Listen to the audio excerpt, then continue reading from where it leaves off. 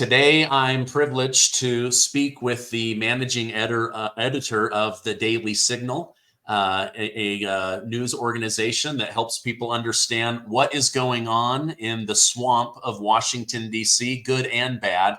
Tyler O'Neill, thank you so much for joining me today. My pleasure. Thanks for having me, Stephen.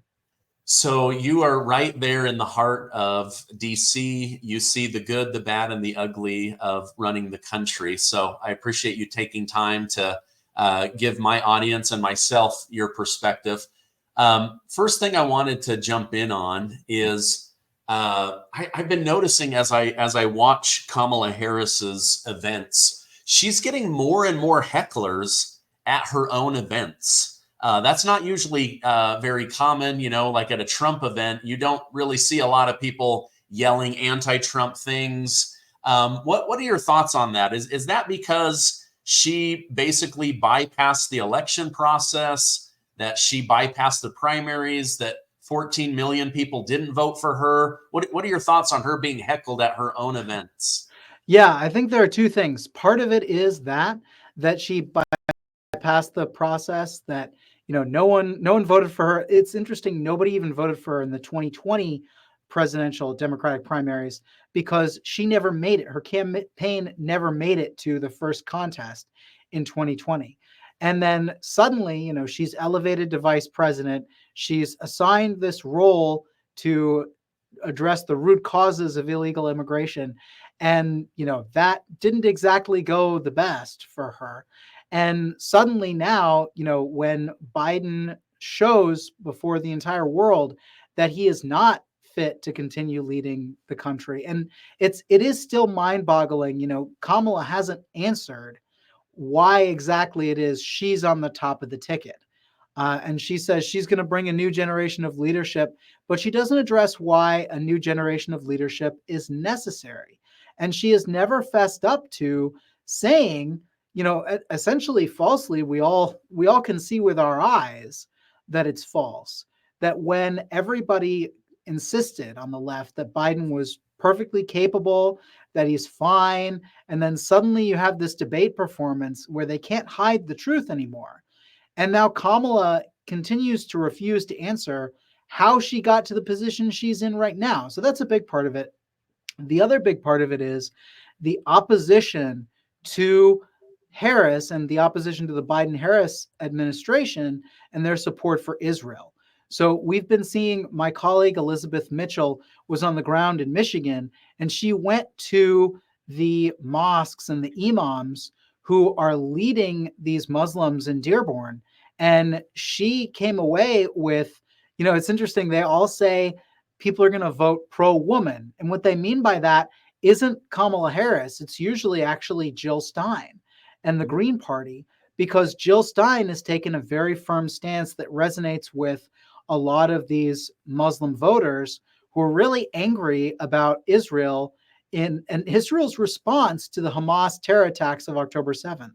So we're in this weird, the Biden administration is in this weird, damned if you do, damned if you don't. They're between a rock and a Hamas place, as I say in my book, where, they're trying to say, look, we're very pro-Israel.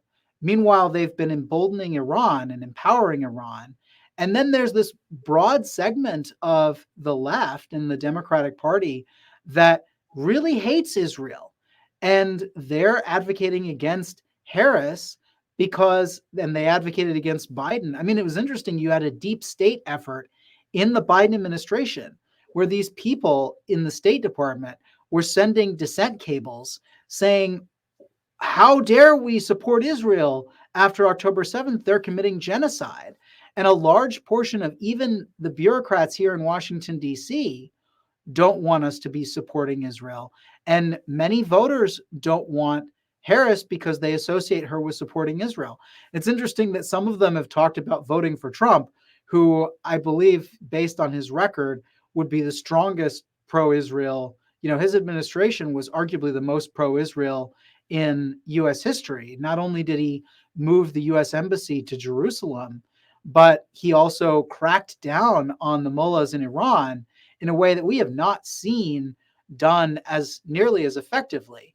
And that was one of the reasons why it took years under the Biden-Harris administration before we saw October 7th happen, because Iran is the main funding source behind a lot of these groups that attacked Israel. And, Israel's war, it's not just against Hamas in Gaza, it's also against Hezbollah in Lebanon, it's against the Houthis in Yemen, and of course, it's now against Iran directly. So this war, Israel is being attacked on all sides, and they've really stood up in amazing fashion. I remember when Ukraine got invaded in 2022, and we were all expecting. I was working at Fox at the time, and I was the midnight shift editor. And we were like, all right, well, when is Kyiv going to fall? When is Kyiv going to fall? Lo and behold, it doesn't fall. I feel very similarly to that with Israel every single time. Like, oh, is Hezbollah going to finally defeat Israel? And it's like they knock out the Hezbollah commanders immediately. Is Iran going to? And it's like one thing after another. You think Israel is knocked out, and they're not. Yeah.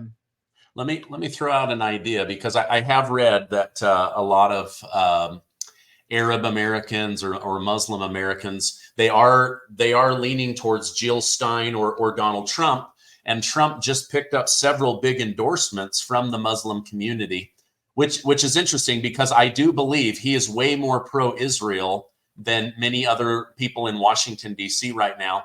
But I wonder if what they're seeing is someone who's pro-Israel, who's also anti-death. And he's been very, very critical of the Bush administration, saying, what a waste of money. All these people died for nothing. It literally got America nothing. We should have pulled out of Afghanistan a long time ago. So I think they see, like, okay, he's maybe supporting a group that we don't really love, but he's also against killing people like me. Any thoughts on that? That is the message that resonates. Yeah, they see him as anti-war in general. And I think that's largely true. I mean, Trump's foreign policy in the first term showed this peace through strength approach, where he is very willing to terrify anybody who's going to really engage in a powerful attack against a U.S. ally. And he's willing to, as he says, drop the Moab, the mother of all bombs. One of the biggest things that happened, I believe that was in Syria during his first administration. And, going very forcibly after the Islamic State in Iraq and Syria. But he also has been willing to make deals and suggesting that, look, the United States doesn't want war, but if we get war, we're going to prosecute it to the full, and we're going to staff up, we're going to prepare ourselves. That's the basic peace through strength. I think Theodore Roosevelt hit the nail on the head when he said that you got to speak softly, but carry a big stick. Yeah. And that's the basic approach we saw in the Trump administration. We have sadly not seen that approach under the Biden-Harris administration. What we've seen under Biden-Harris is the empowering of Iran, and then a lot of flowery rhetoric. It's interesting. You compare the two administrations, because we're in an interesting presidential cycle where you can look at the records of both of them in office. And if you look at Biden-Harris, they talk a good game about standing by our allies and against our enemies. But if you look at where the rubber meets the road, they haven't done it as much. And if you look at the Trump administration, Trump often said, I get along with these evil dictators. And it's interesting, the left loves to attack Trump on that. But if you look at his policies, and if you look at what Trump was doing when he said those things, I think he's trying to establish a rapport with this person. And then he also wants to put the fear of God into them, because he's willing to make moves that really scare them. And so you have this interesting, they're almost night and day differences between the two previous administrations, where you had an approach of, let's say, oh, look, EU or, NATO, you need to cough up more money. If you're a NATO country, you need to be preparing your own defense.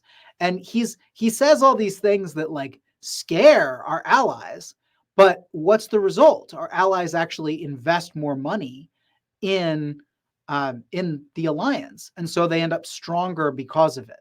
And I Yeah. think those two approaches, you have to look not just at the top line, the words that they said, but you have to look at the results of the policy. Yeah. Well, I think he's pro-Israel. I think he's anti-death. He's also the president I see as most agitated when the American taxpayer is abused. And I think he sees that with NATO. I think he sees that with these wars. He sees that with all the money going to foreign countries. Let me switch gears with you, Tyler. Billionaire Mark Cuban, owner of the Dallas Mavericks basketball team, Shark Tank investor, the guy who won't play the national anthem at his basketball games because it's racist. He's out there stumping for Kamala Harris. And he said recently that the Republican Party and around Trump is essentially full of weak and stupid women. I mean, my own mother called me about this, bothered her so much. As I see the Republican Party full of brilliant women. And a lot of them are working to get Donald Trump elected. Many of them are like laser beam focused on faith, family, and freedom. Your thoughts on Mark Cuban's comments? Yeah, no question in my mind. And I mean, I want to approach this not from a partisan perspective, but the women that I see who are conservatives, who are advocating for conservative policies, they are really strong. I mean, you think about a woman like Arkansas Governor Sarah Huckabee Sanders, who not only was able to stand with Trump in the White House and deflect a lot of the attacks that the legacy media continued to shoot at her, and now she's there, the governor in Arkansas. And the idea that this woman, who by the way has been one of the strongest fighters against the radical, critical race theory, gender ideology, like these women have cojones. And to say of somebody like Sarah Huckabee Sanders or somebody like Kayleigh McEnany or somebody, in at the Heritage Foundation who I know fairly well, Victoria Coates, that these women are somehow not intelligent. I mean, I don't know what you're smoking and I don't know what world you live on, but I think this is yet again another reminder that many of the elites, and the elites tend to have more liberal worldviews. The elite class in this country looks down on conservatives and this is why we have this interesting new class realignment in our politics right now, is because the elites who favor liberal policies want to control the lives of other Americans. And they are constantly pushing these narratives that would give them more power in the name of saving us from the climate crisis, in the name of furthering inclusivity, by which they mean forcing gender ideology on people who often disagree with it. And by the way, it flies in the face of biology and common sense. But this woke threat is all this huge divide. We have most Americans who don't agree that we should be rationing our consumption of energy, our consumption of meat, our consumption of gas, who don't believe that we should be, demanding that border agents refer to illegal aliens as they until they realize what their pronouns are. This is so far removed from reality. And yet this is what the Biden administration has been doing at the beck and call of this woke movement that has this vast apparatus. I mean, I have a book about it called The Woketopus, the dark money cabal that is manipulating the federal government. But this is the worldview divide. And when you see somebody like Mark Cuban say that Republican women are stupid, or you see President Biden go out there and compare Trump supporters to garbage, and, the White House has monkeyed with the transcript on this to suggest that wasn't what he was saying. But you watch the clip, we all know what he meant. He clearly called the opponents of his preferred successor garbage. And this is the president of the United States, who, by the way, pledged that he would be a president for all Americans. His vice president, who pledges that she would be a president for all Americans, she condemned his comments. But I think those comments reveal the utter disdain that the elites have for most Americans. And so when you see brilliant women like Sarah Huckabee Sanders and Victoria Coates slandered as somehow stupid, this resonates with people, and it's really shocking. I hope Mark Cuban apologizes for his comments. I hope that Kamala Harris comes out and says that this does not represent her stance. But at the same time, I think it reveals, I say the mask is slipping from this elite disdain. And a lot of people think that women tend to favor liberal policies more than men. But when you're saying that all conservative women, Republican women who are supporting the former president of the United States are stupid, that's not an easy thing to pull back from. Yeah, no, there's a lot of brilliant women around Trump. Laura Trump, Melania, Liz Harrington. Oh yeah. Kristi Noem, Carrie Lake. I mean, if I had time, I could, make a really big, long list. Here's one that I want to talk about. Used to be a Republican, Liz Cheney. I believe right now we are witnessing the setup of the next fine people story against Donald Trump. While on stage with Tucker Carlson, Donald Trump was describing Liz Cheney as a warhawk. And she is. Her family is tied to the Middle East war, starting war after 9/11. Her father, worked for the military-industrial complex. So they're considered a war family, right? So he says, she's this war hawk. Well, she's safe in Washington, D.C. Why doesn't she take up a rifle and have 9 guns pointed at her, trained on her face? Yeah. That way she would know what it's, how devastating war is. Now they're trying to say, Trump is calling for her to be shot in a lineup, shot in the face. Like it's horrible the way that they've twisted his words. Why are they doing this? Just another way of insulting Trump before the election? Oh, I mean, I think the media bias here is absolutely horrendous. I mean, there barely are words to describe this, because yes, Trump is the candidate of peace. That's what he's always campaigned on. That's what he's saying. He's saying, like, I don't believe that Russia would have invaded Ukraine on my watch. They didn't in my first administration. I don't believe that October 7th would have happened in my watch.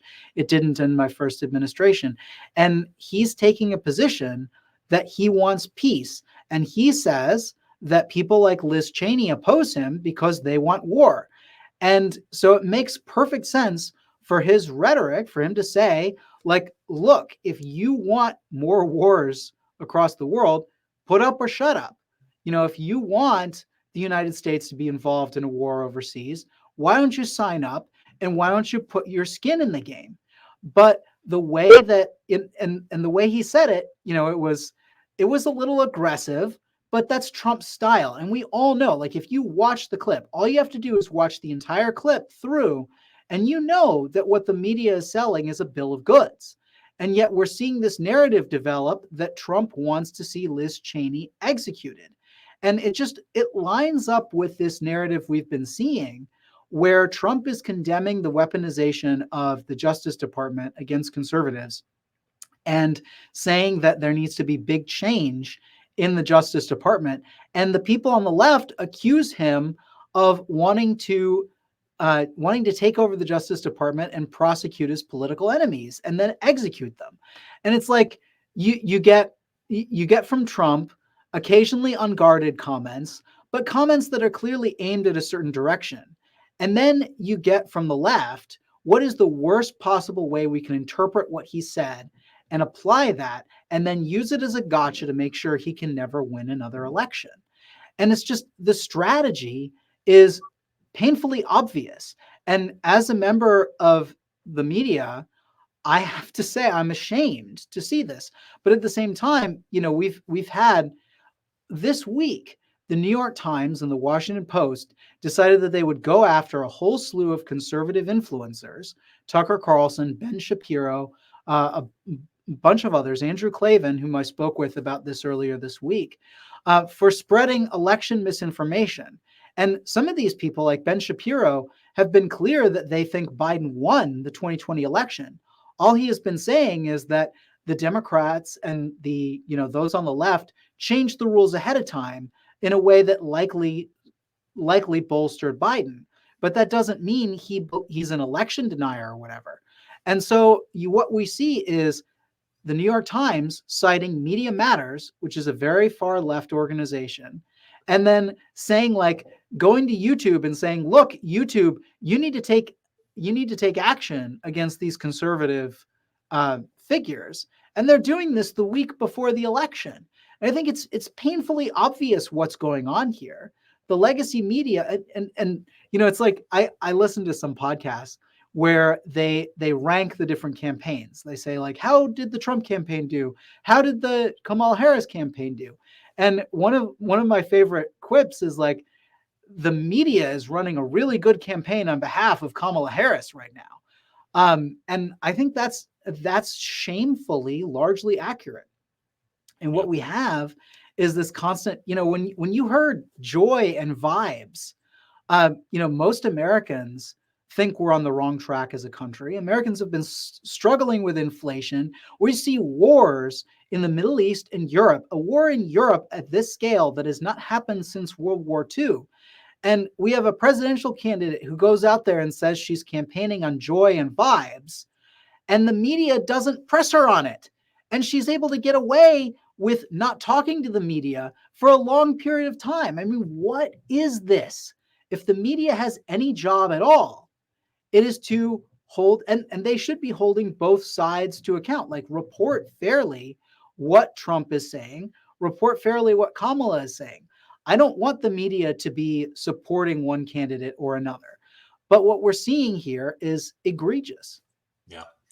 You mentioned earlier a book called Woketopus. That's a new book that you have coming out. What is that about?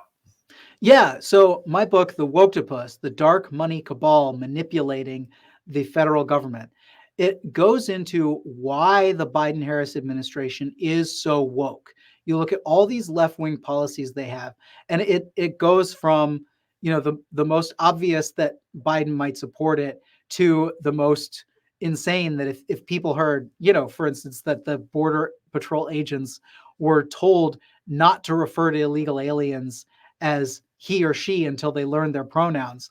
It goes through the entire federal bureaucracy. And so what we don't realize often as voters is that Congress, the president, and the Supreme Court are the branches established by the Constitution.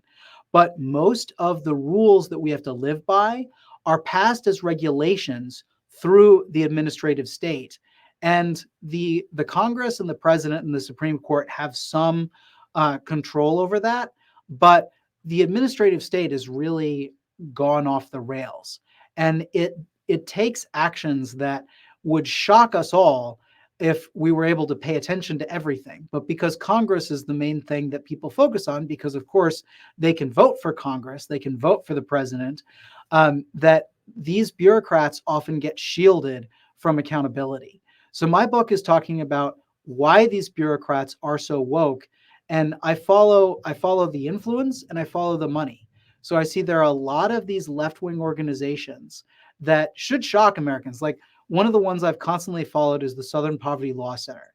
They put out a hate map where they plot mainstream conservative and Christian organizations alongside chapters of the Ku Klux Klan.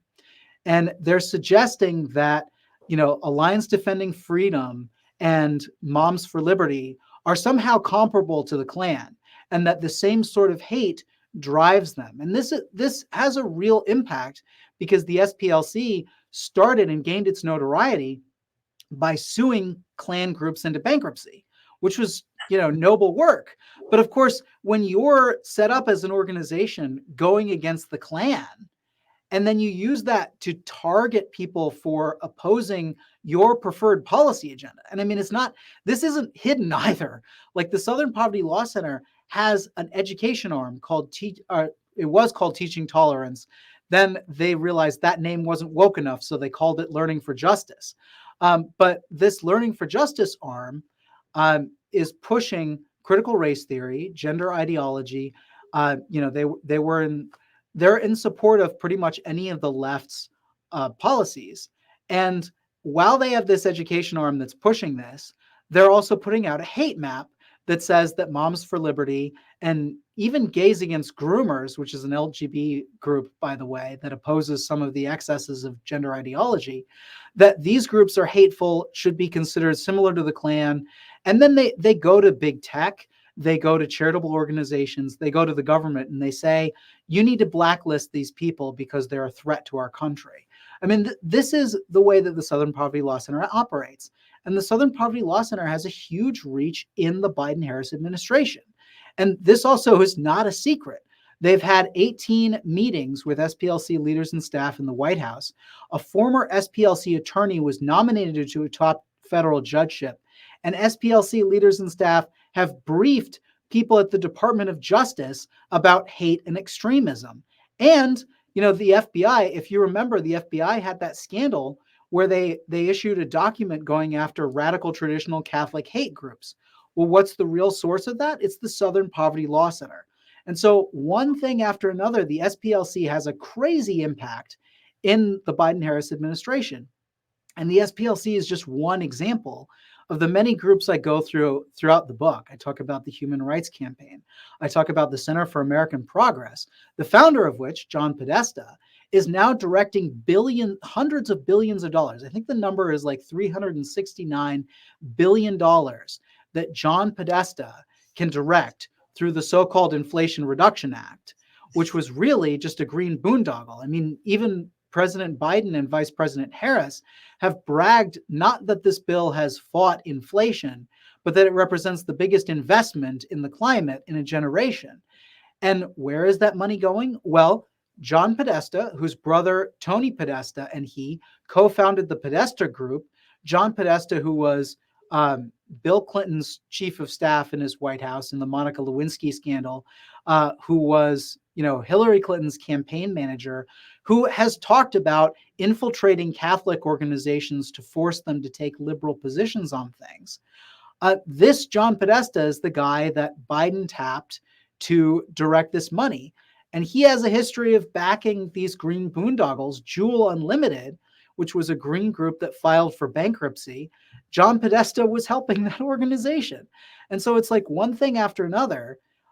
This left-wing influence campaign, which is backed up, bankrolled by people like George Soros and his Open Society foundations. And of course, his son, Alex Soros, now runs it. But then you also have the Tides Foundation. You have the nonprofit set up by Arabella Advisors. All of this dark money is propping up these woke groups that are then influencing the administration. And sometimes the money stream comes from the dollars of hardworking Americans who are in a union. So you have union dues from the American Federation of Teachers, the National Education Association, AFSCME, the AFL-CIO. They're sending money to these organizations as well in the name of contributing to charity that are propping up this influence campaign. Wow. Jeez Louise, there's such a network of, and I believe they think they're doing the right thing, but I just, from my perspective, they're totally not. Okay, we have a little bit limited time. Let me move because there's a couple more things I want to hear from you. I don't know if you can see my screen or not. I can.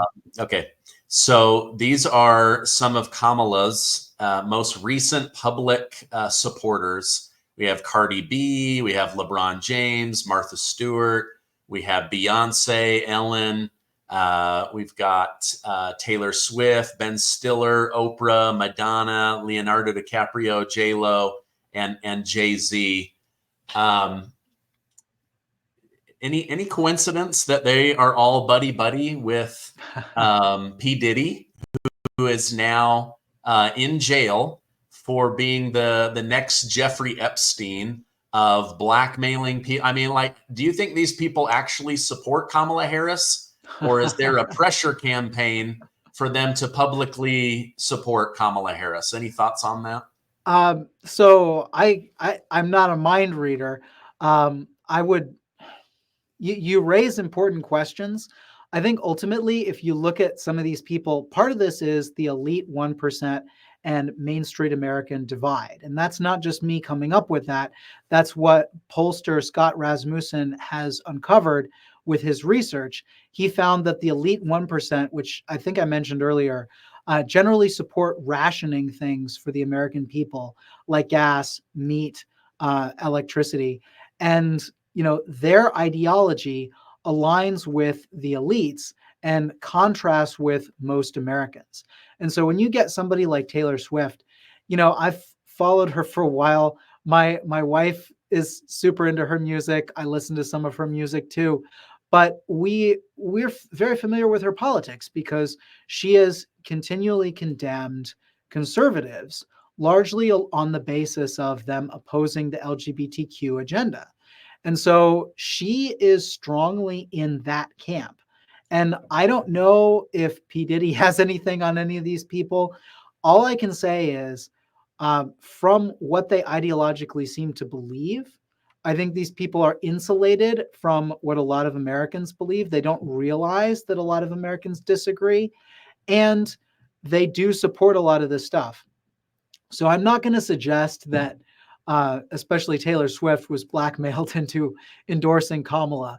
I will say the question is not out of the realm of possibility, but I also think that ideologically she aligns more with Kamala on issues like that. And so I think, you don't always, Occam's razor, you don't always have to find the extra hidden cabal meaning of something, but that doesn't mean their connections with P. Diddy are not an issue. Yeah, maybe you're right. It's just, by nature of birds of a feather flock together. They're the elite. They're in the top 1% of earners. They're surrounded by Hollywood. They all kind of scratch each other's back. Looks like they just all happen to do it at the side of P. Diddy. So what do I know? Just an interesting question I wanted to throw out there. Okay, yeah. Final question. Kamala Harris says Donald Trump is using illegals to drum up fear so he can get more votes. But once she's in office, she will sign a bill to create a pathway to citizenship so that these people can vote in the future. Like, does she not hear herself? Like, oh, he's afraid they're going to vote, and I will make sure that they vote. Your thoughts on that? Yes. No, I mean, it's night and day. And this is the thing you can talk about from a perspective of policy, because on day one of his administration, President Biden reversed most of President Trump's policies that had kept the border crisis manageable. And Biden essentially took to a bullhorn and said, look, we're going to let people enter this country. And he created different ways to mask what he was doing. I mean, there's a special program that would fly people from Venezuela, from Haiti, from a bunch of other places into this country. And these people, by the way, the left likes to say they're not illegal aliens because they were brought here by the federal government. That's not how it works. The Congress has to approve legislation to create a legal pathway for them to not be illegal aliens. And so these people, even though Biden has allowed a lot of so-called asylum seekers to claim that they're seeking asylum and then go into the country and have a court date that's like 3 or 4 years from now, like he has these policies that enable mass illegal immigration, and they can brand it whatever they want to try to brand it, but it's still mass illegal immigration. And when somebody like Kamala Harris says she's going to create a pathway to citizenship for these people, I think most Americans can see through what that would mean. Policy-wise, you're looking at a large influx of illegal aliens.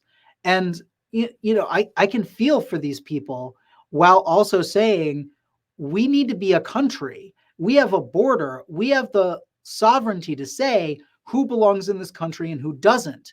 We already have a system for people who really need asylum, for people who we really want to help. Why don't we help those that we can help?